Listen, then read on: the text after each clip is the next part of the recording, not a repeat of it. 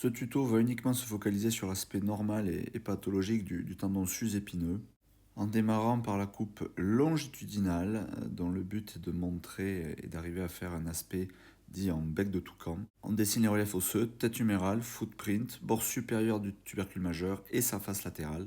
Et enfin la partie supérieure du bec, mais qui n'est pas la face superficielle du tendon. Car en fait, tu peux la voir ici, et ce qui est juste au-dessus est un petit peu d'épanchement dans les feuillets de la bourse sous-acromio-deltoïdienne. Et le bord supérieur du bec correspond en fait à l'interface entre la face profonde du deltoïde et la partie superficielle de la bourse. On fait la seconde coupe transversale. Le premier élément à repérer, c'est la longue portion du biceps. Puis tu viens faire des petits mouvements de sonde jusqu'à obtenir un aspect plat du bord supérieur du tubercule majeur.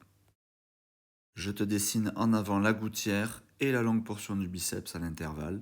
Et on repère la zone de transition entre la portion horizontale du tubercule majeur et une inflexion plus postérieure oblique. Cette dernière correspond à l'insertion osseuse en arrière de l'infraépineux, alors que la portion horizontale est celle du supraépineux. Voici pour refaire une synthèse des images un peu mieux travaillées de la vue longitudinale et transversale d'un supraépineux normal.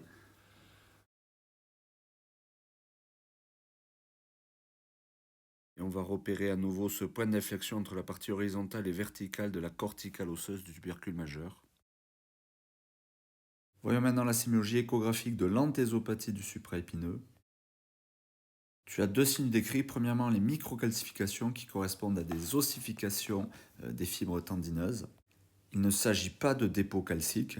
Et deuxièmement, un aspect hypoéchogène de la face profonde de ton tendon en t'assurant bien que ceci n'est pas lié à un effet d'anisotropie avec la sonde. Néanmoins, tu ne retiendras le diagnostic en visualisant des microcalcifications uniquement si tu t'es assuré que sur une radiographie conventionnelle, il n'existe pas de dépôt radiovisible. On va regarder un cas évolué sévère d'anthésopathie sur un côté gauche. Tu repères assez facilement tout ce qui est microcalcification intratendineuse. Il n'est pas rare de voir des modifications et altérations de l'aspect de l'os cortical, témoignant de la souffrance de cette anthèse.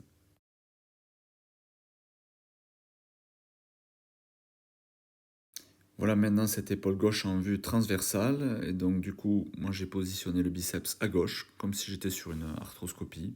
On marque à nouveau les reliefs anatomiques à repérer et on voit toutes les microcalcifications dans le plan transversal ainsi que les modifications de structure de l'os cortical montrant la souffrance de cette anthèse.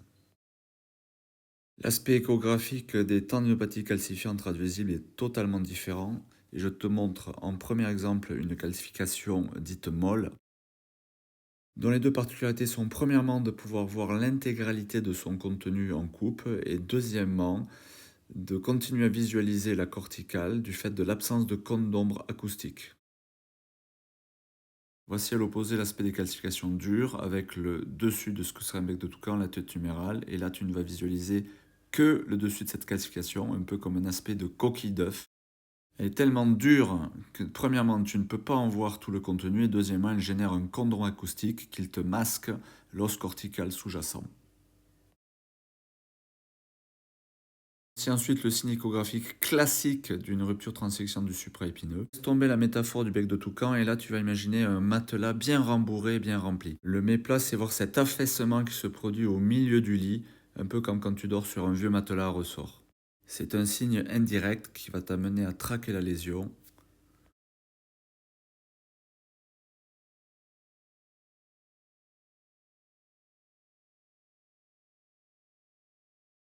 On pose à nouveau les différents repères de ce que serait une coiffe saine pour voir apparaître ce méplat.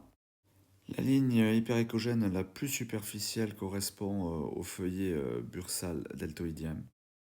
Et je contourne ce qui est le relief du moignon tendineux, peu rétracté du supraépineux. Toute la zone hypoéchogène avoisinante correspond à l'épanchement articulaire qui s'extériorise dans la bourse sous-acromiale.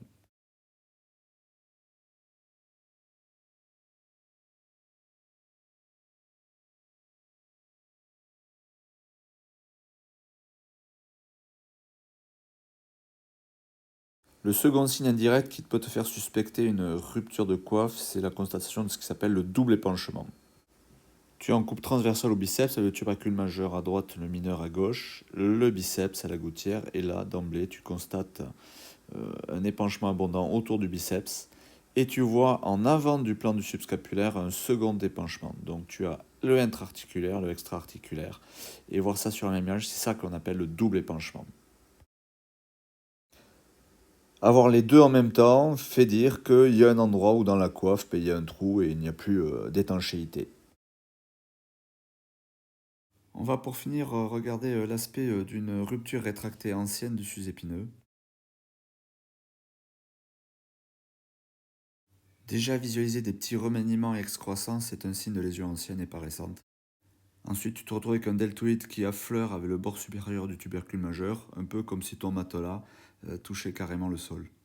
Et très souvent dans ces situations, tu n'arrives pas à visualiser ce qui serait le moignon du supraépineux, ce d'autant que dans ce cas, tu vas le voir, tu es gêné par le chondrome acoustique que génère le bord latéral de l'acromion.